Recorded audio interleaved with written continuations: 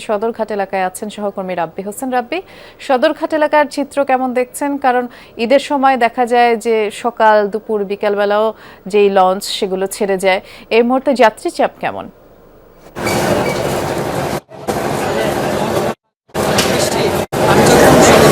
Launch টার্মিনালে এসেছি, তার আধা ঘন্টার মধ্যেই ছেড়ে গিয়েছে ভোলার উদ্দেশ্যে। এবং যাত্রীদের কথা যদি বলি, যতই দুর্ভোগ থাকুক, যতই ভোগান্তি থাকুক, এই চিত্রটি দেখে আমার কাছে মনে হয়েছে এটি একটি মহা আনন্দের দিন।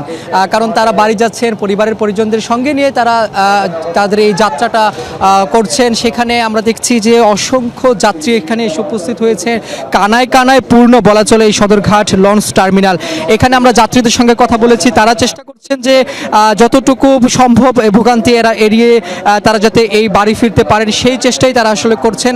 আমরা কয়েকজন যাত্রীর সঙ্গে কথা বলেছি, ভাড়া নিয়েও কথা বলেছি। তারা বলছেন যে অন্য সময় যেই ভাড়া 400 টাকা, আজকে সেখানে 450 টাকা এবং 500 টাকা করে নেওয়া হচ্ছে, অর্থাৎ 50 থেকে 100 টাকা করে বাড়তি ভাড়া নেওয়া হচ্ছে, যেটি তাদের আয়ত্তের মধ্যেই রয়েছে, সেই কথাই বলছেন।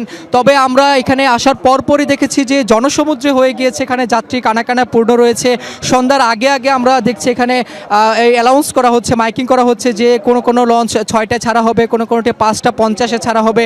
সেই যাত্রীগুলোতেই তারা এখানে এখন উপস্থিত হচ্ছেন। যেহেতু গতকালকেই শেষ অফিস করেছেন যারা কর্মজীবী মানুষ রয়েছেন, আজকেই মূলত এখানে পরিপূর্ণভাবে ঈদের যে যাত্রাটি রয়েছে লঞ্চ থেকে শুরু করে অন্য রুটগুলোতেও, এখানে মূলত সদরঘাট থেকে প্রায় 37টি রুটে 100-রও বেশি লঞ্চ চলাচল করবে এই ঈদ যাত্রায়। সেখানে লঞ্চের যারা যাত্রী রয়েছেন তারাও এখানে অপেক্ষা করছেন। পাশাপাশি এখানে আমরা যারা লঞ্চ কর্তৃপক্ষ রয়েছেন, বিশেষ করে চালক থেকে শুরু করে সহকারী, তাদের সঙ্গে কথা বলেছি।